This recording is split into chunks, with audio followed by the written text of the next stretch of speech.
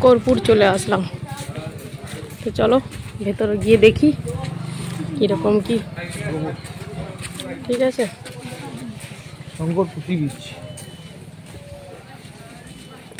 Shankarpur C বিচে চলে আসলাম। এই সুন্দর সমুদ্রকে এখন আমরা উপভোগ করব দেখে।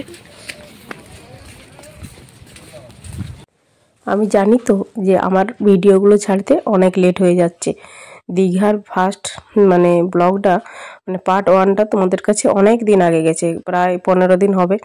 তো এই যে পার্ট 2টা ছাড়তে অনেকটা লেট হয়ে গেল। তো দেখো এখানে এখন শঙ্করপুরে এসে মানে বেশ ভালোই উপভোগ করলাম। আর সমুদ্র তো মনে হচ্ছে জোয়ার এসছে, তো জলটা অনেকটা বেড়েছে। তো যাই হোক চলো, মন্দারমণি চলে এসছি।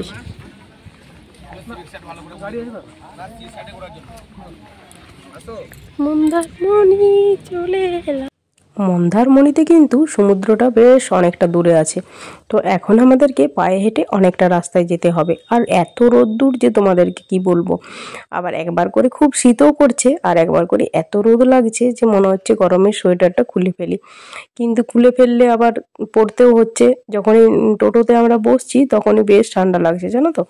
তো যাই হোক দেখো এখন কিন্তু অনেকটাই ফাঁকা ফাঁকা এখানটা, কেননা এখন সেরকম বেশি লোক আসেনি আমরা যে সময়টাতে এসেছি। তো যাই হোক এখন আমরা ফাঁকা আছি, তার জন্য আমরা এই টাইমটাতেই বেছে নিলাম আসার জন্য। শীতের সময়তে আমাদের দোকানে মানে ভিড় হয়, দোকানে খদ্দের আসে অনেক, তো ওই জন্য ওই টাইমটাতে আমরা আসতে পারবো না।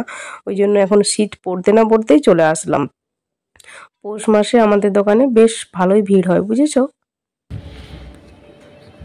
এখন মন্দারমণিতে 3 জন ঘুরে বেড়াচ্ছি, ওরা চললো আমিও যাই একটুখানি ভিডিও করা, ঠিক আছে। এখন ভাটার সময়, ওই জন্য সমুদ্র অনেক দূরে, তাও যাই একবার গিয়ে দেখে আসি, সমুদ্রের কাছে যাই একবার, দীঘা সুন্দরী। এই ভিডিওটাতে জানো তো আমি কিন্তু তোমাদের সঙ্গে অনেক গল্প করেছিলাম, প্রচুর গল্প করেছিলাম। সেটা তোমরা আমার এই ভিডিওটা দেখেই বুঝতে পারছো নিশ্চয়ই। কিন্তু কি হয়েছে জানো তো বন্ধুরা, পাশে যে গান বাজছে আমি সেটা লক্ষ্যই করিনি।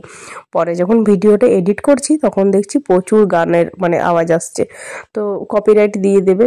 ওই জন্য না সাউন্ডটা মুড করে আর করছি, কি বলে ভয়েস দিয়ে দিলাম। হ্যাঁ, জানি না কেমন লাগছে তোমাদের আমাদের এই ভিডিও। তো ওরা এখন বাপ বেটাতে মিলে পোজ দিচ্ছে, নানা রকমের ছবি তুলছে। তো ওরা ওদের মতো ছবি তুলুক, আমি আমার মতন মানে এগিয়ে যাচ্ছি। আর সামনে টোটো আমাদের দাঁড়িয়ে রয়েছে। তো এবারে পরের জায়গায় যাব, জানি না পরের জায়গাটা কোথায় হবে। তো ভিডিওটা দেখতে থাকো, তোমরা সবটাই জানতে পারবে কেমন। আর কি বলবো তোমাদেরকে, এই ভিডিওটা স্মৃতিটা ধরে রাখার জন্য ভিডিওটা হয়ে থাকলে কি হবে, মানে আমরা যে দীঘা এসেছিলাম তখন আমরা কিরকম কেমন ছিলাম, দীঘাটা কেমন ছিল, মন্দারমণি কেমন ছিল, এই সমস্ত কিছু মানে ধরে রাখার জন্য ভিডিওটা করা। চেষ্টা করব প্রত্যেক দিনই তোমাদেরকে একটা করে ব্লগ দেওয়ার, জানি না পারবো কিনা, ঠিক আছে। বিশ্ব বাংলা সি বিচ,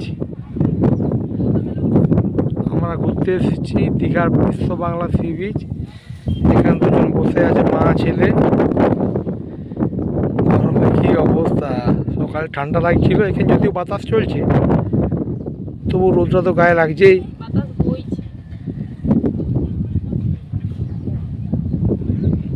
ঠিক আছে,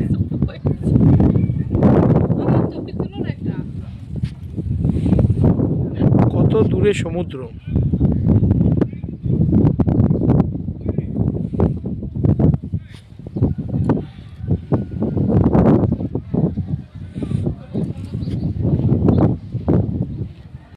বিশ্ব বাংলা সি বিচেও আমাদের দেখা হয়ে গেল। তো এত হেঁটেছি আর এত ঘুরেছি যে ক্লান্ত হয়ে আমরা মা বেটায় বসে পড়েছি। আর তোমাদের দাদা ভাই এখন ভিডিও করছে। ও না রোদের মধ্যে মানে যা পারছে তাই বকছে, মানে ওরও আর ঠিক নেই যে কি বলবো। তা না হলে বাতাস কি একটা বললো যেন, বইছে বললো, সেটা বইছে এটা মানে আসল কথা, সেটাও কি একটা বললো বাতাস কি একটা বললো, যাই হোক আমার এখন মনে পড়ছে না। তো যাই হোক দেখো এত মানে গরম লাগছে যে এখানে আইসক্রিম কিনতে চলে এসেছি। আর দেবজিৎ তো অনেকক্ষণ থেকে বায়না করছিল আইসক্রিম খাবো। তো দেখো এখানে চকোবার আইসক্রিম নিয়ে নিয়েছি। তো ভেবেছিলাম সবগুলো চকোবারই আনবে, কিন্তু না, একটাই চকোবার পেলো, জানো তো। আমরা এখন দীঘার তাজপুর সি বিচে এসেছি। এখান থেকেও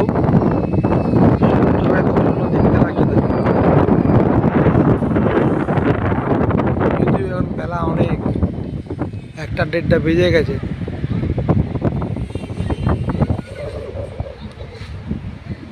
খুব সুন্দর সমুদ্র, এই দেখো।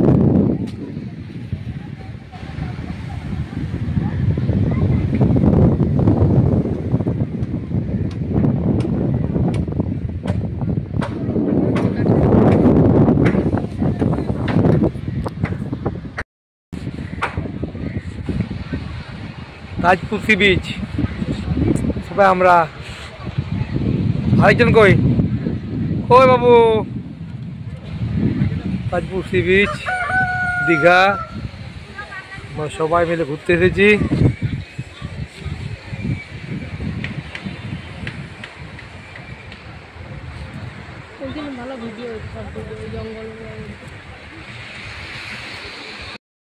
হোটেলে এসে স্নান টান সেরে নিলাম, আর হোটেলেই খাবো ভাত।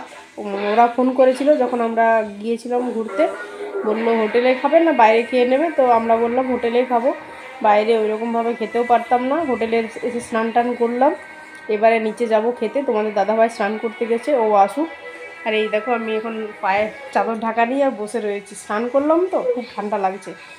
গিজার আছে যদিও বাথরুমে, কিন্তু গিজারেও প্রচণ্ড গরম জলটা, তো মানে মিক্সড করে করলাম স্নানটা ঠান্ডা গরম জল।